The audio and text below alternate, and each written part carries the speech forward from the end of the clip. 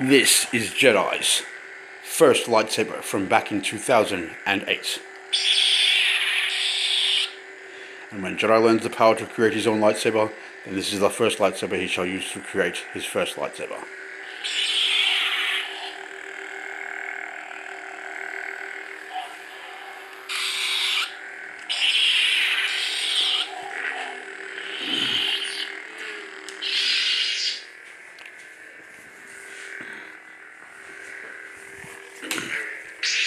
Jedi is riding this board now, a Sector 9 longboard. But Jedi rides it like a short board.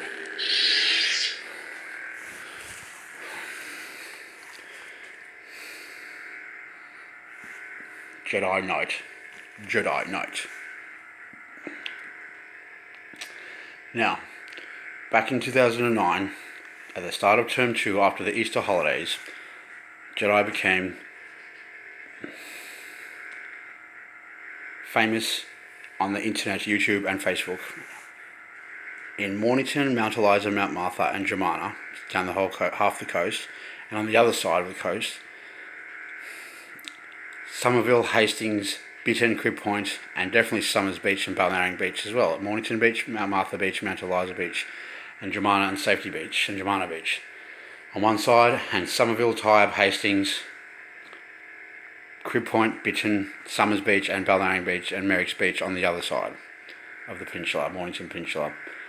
Then, Jedi was also known by a fair few people in Torquay, Bells Beach. Maybe a third or half the population of Torquay knew Jedi back in 2009. And maybe a third of the population of Torquay, maybe half. And in the city there was a few skateboarders who knew Jedi, but not the entire population of skateboarders in Melbourne or the entire population of Melbourne. However, when Jedi became famous like this back in 2009, in these areas that I just mentioned, Jedi was the first person to tell people all over those area codes and places and towns and suburbs. He was the first person to tell them that he was famous, because he had worked out by by halfway through 2009 that Jedi had nearly 5,000 views on YouTube for 7 different YouTubes or 6 different YouTubes, and the main one had more than 1,000, and there were several other ones that had nearly 1,000. So all up, it was included as about 5,000 views, and this was halfway through 2009. And Jedi explained that half of Torquay nearly knew me, and most of the Mornington Peninsula knew me. So, and a few skaters in Melbourne knew me, but not really in Melbourne. I was quite popular yet. Now, that was back in 2009. I was the first person to realise that I was famous, and I told everyone in those areas that I was famous, and they were the ones who caught on to the idea and said, yes, correct, Nick Jedi is telling the truth, he is famous. So some people said back then semi-famous, which is also acceptable by Jedi standards, but a lot of people said, yes, you are famous, and then a lot of people say there's a semi-internet star, but some will say there's a proper internet star, but not on television, except for back in the old days in year 2000, stealing the Olympic torch for in Frankston, in Mornington, for the first time in all the history of the Olympics, when I stole the Olympic torch for the Sydney Olympics back in August 7th, August 8th, 2000. But that was when I was on television last time. But then the next time I was on television was a bit later than that, and I was the first person to realise that I was famous on the internet, but not television except for Olympic torch, not television for skateboarding, just Olympic torch. But I was famous on the internet for skateboarding and doing parkour and breakdancing with my Star Wars sword and the train racing. So that was the first thing that happened. I was famous, and I told everyone I was famous, and that's how most people found out. And then the second thing that happened later on that year is I purchased my big party beach house and had 4 big parties. I told everyone that I had a new beach house, and then I told everyone about my parties with the aid of some girls that I knew and some guys I knew from Mornington. We had 4 big parties at my house and made that house and those parties famous on the whole coast that I just said was where I was famous in all those areas, and that I said I was famous on the beach and stuff. So now, if you continue forward, I was the first one to tell people I was famous, the first one to tell people about my party house and organise my parties. And then a year later, in 2010, around September, October, I acquired my first sponsor from Trigger Brothers. And once again, in the next 6 months of last 3 months of 2010, and the first 6 or 7 months of 2011, if not longer, I was the one who first told everyone that I was sponsored. People found out that I was sponsored from Trigger Brothers, Surf Skate Snow Store, for skating. They found out that you would even say my sponsorships for parkour as well, but sort of breakdancing, but yeah, breakdancing as well, but mainly skateboarding, fairly heaps of parkour, and also a bit breakdancing. That's sort of my sponsorship for Trigger, but officially it's just for skateboarding, I reckon. But anyway, yeah, as I said, as I continue, and I was the one after 2010, September, October, to tell everyone that I was sponsored. I was the first one to find out, and I was the first one to tell everyone. That everyone that knew me from the couple of years before that being famous, now everyone found out that I was sponsored and famous still, and now sponsored. So that was the other thing, right? And then as it proceeded longer, and back in 2012, I was in my first photo shoot at the Torquay Bells Beach skate park for the Vans demo in Easter 2012. And there was a pro photographer there, and I was in it was in a magazine website on a front page article, and I had one big picture of it, holding my Star Wars sword and my skateboard, and I made a YouTube of it, and it had 1,000 views plus I went photo shoot. What I did was I was in a photo shoot for a website magazine in 2012 Easter at the Bells Beach Pro, and I had a picture in it, and I also had a video from it. And the video got about 1,000 views, and then I was in a photo shoot. So that was I told everyone about that as well, basically through Facebook, because I've had a fair few friends in Facebook back then. I rarely have any now, but because my Facebook's been public for since 2014 or 13, and that's what. Well, I don't really require too many friends, and that's not the reason I don't have friends. I just like to be a bit more narrower when it comes to Facebook than it is to YouTube. I'm more open-minded when it comes to YouTube. But anyway, and Hotmail. But yeah, now that was the photo shoot that I told everyone about. I was the first person pretty much to. I'm not quite in the photo shoot. I reckon I wasn't the first one to find out, but heaps of people found out. And then the next time was when I went on TV, but that was different. That was everyone found out about that by themselves. They just watched the TV and they saw it in 2013 for the train racing on Channel 10 and Channel 7 news. So that's not really that doesn't really count.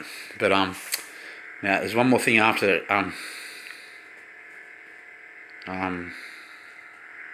but you get the general, and that's what I said, after I was on television, I became the most famous skater in Melbourne and one of the most famous skaters in Australia. And then I went on Slap Magazine, and I was the one that told everyone in Slap Magazine about me on TV and all my YouTubes and my photo shoots and stuff. And that was in 2013, 2014, 2015. And eventually, Slap Magazine got my whole ball, big, huge avalanche, not avalanche, but big, huge ball and snowball going down, like a snowball effect coming down the mountain sort of thing. And that was it just overrid the censors at Slap Magazine and some of the other skate websites, but definitely Slap Magazine in the USA and Canada. It just tidal waved it sort of thing. But not tidal waves. You get the picture. I'm not exactly comparing it to tidal waves or a big, huge rolling snowball from running down the mountain. Obviously, it's not like that. That's just a figure of speech. But anyway, as I said, after my main article on Slap went to about 50,000 or 60,000 views, and I really knew that I was probably the second most famous skateboarder in USA and Canada. Not the most famous skateboarder in USA and Canada, but the second most.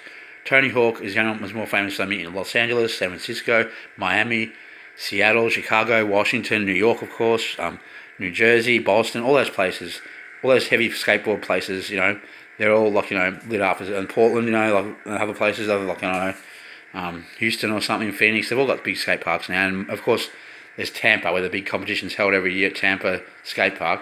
So there's lots of different date bases in USA and Canada, but mainly on Slap Magazine, I was the second most famous skateboarder in USA and Canada. So in Los Angeles, all that type of stuff, Hollywood people and stuff, and MTV people, they know me. Not everyone, but they know me.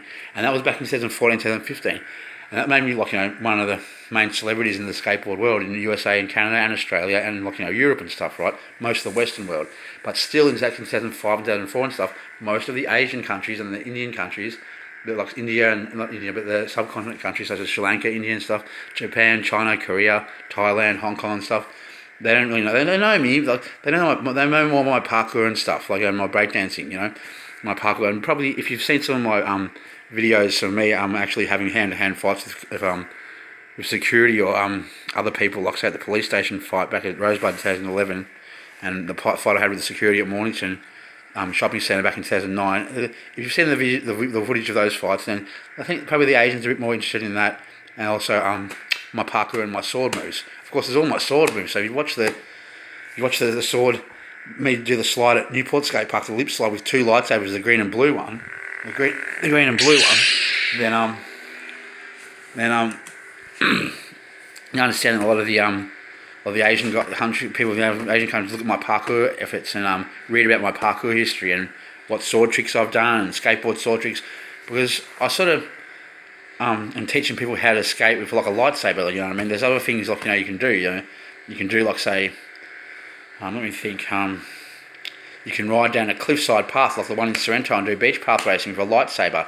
And when you go down it, if you face away from the light first and look back into the darkness, and just as you drop in from the path and the cliff path in the one in Sorrento on the edge of the cliff where you could die if you fall off, the lightsaber light fills your eyes up. So if it's a green one, if you look away from the lights and the pitch blackness, and you start just at the top, you start to roll down and get full speed going down the path. You put the lightsaber on, it floods your vision, and for the entire way down, your vision will be flooded unless you push your arm, put your arm back behind you, and then your eyes will go back to blackness again because the lightsaber is not the lightsaber is not filling your vision. So you go green, purple, blue, orange. I'm not going to recommend red because it's not exactly my style. But anyway, blue, purple, blue, green, orange. Okay, so that was what probably the Asian countries are more interested in. But slowly, a few of them have caught onto the skateboard side of things now, the magic and the skateboard and the wizard stuff. And if you want to call it the force, but you can just call it wizard stuff. But yeah, wizard sort of warrior stuff, because I am a judo practitioner as well. I'm a decent fighter, like I always say, but I'm still not I'm not an expert, but I'm still a decent fighter, so I'm not bad. Now, let me see what else. Okay, now. So that was the situation then. In the Asian countries, more likely to like my parkour and sword moves and breakdancing. With the skateboard, sword moves and parkour and dancing, and they're breakdancing, yep.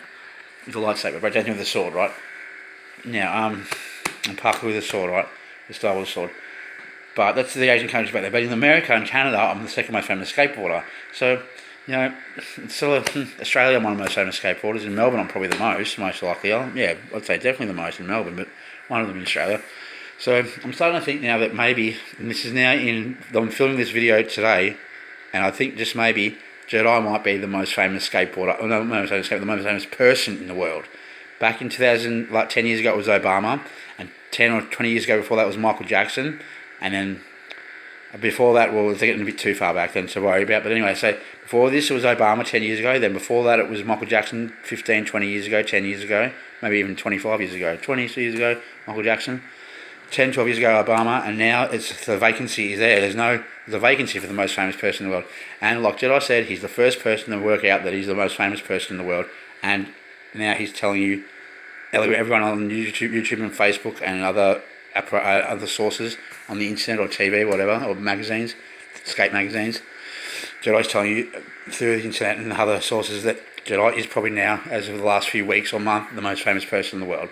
So it's dicey, not dicey, but it's a bit crazy out there. But if you think about it, anywhere between 100 million and 1 billion people have watched Jedi's YouTube, Facebook, skateboard.com.au articles, Slam Magazine, 100,000 view articles. There's 100,000 views on one of Jedi's articles with Slam Magazine, the biggest one. There's other ways as well. As I said, anywhere between 100 million people and 1 billion people all over the world. Now, not quite the whole 6 or 7 billion people that live in the world, but, if you're anywhere between 100 million and 1 billion, you can probably got a good chance of being the most famous person in the world. I don't know if it's above 1 billion, but I reckon it's between 100 million people all over the Western world, and some even in Asia and stuff as well. And I don't know about India and Sri Lanka and stuff, and Pakistan and stuff. The Middle East does. They know skateboarding. They're pretty cool with it. It's definitely a warrior's way, definitely a skateboarding. With all the injuries that occur and self-sacrifice you have to go through, much like their sacrifice for their lords and gods. I have gods too. I have Zeus and Jupiter, and my patron god most of the time is probably Mercury, because he's the god of sports, Olympics and athletes, god of travellers, merchants, public speaking, and of course thieves. And I'm a top-class athlete. And I'm one of the most famous thieves in the world. One of the most famous thieves in the world for stealing the torch. And not so recently, but I also am probably one of the best thieves in the world. But I'll refer that to my Facebook, where you can look at how you beat the new helicopters that are police over Melbourne. New helicopter squadron over Melbourne. I've informed people on how to, I've told people how to maybe get away or trick those helicopters. But that's another thing.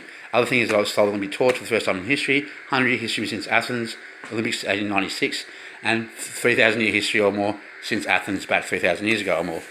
So yeah, it's a bit of an interesting situation. There's the Olympic torch, there's all the other stuff, Commonwealth baton I've held, I'm a 3-time world record holder, all that type of stuff, I was at 2 world records back in 2003, and I set the new world record now in the last month or two for being the most kilometres ridden in a person's lifetime on a skateboard. Most time spent on a skateboard in a person's lifetime. That's the three records I have. The first two are Mornington to Port Melbourne or Port Melbourne to Mornington, 70 kilometres in 8 or 9 hours at night and at day. So, I held the Commonwealth bat and held the solemn torch. You sort of weighing these things up. 10 years later, 5 years later, then I reckon I have to say it's a good bet that Jedi has been 100 million and a billion people know who he is, watch his YouTube, Facebook, all that type of stuff. And I'm pretty much sure, not definitely sure, but not 100%, but I reckon a high chance that as of the last few weeks, Jedi is the most famous person in the world. And as is usual, Jedi is the first one to find out, first one to realise it. Ever since 2009, he's been doing it, being the first one to realise it and work it out, and the first one to tell everyone. So that's once again, Jedi, the most famous people in the world. Not 100% definite, but pretty sure, Jedi's pretty sure. Anyway, let's just go. Bye.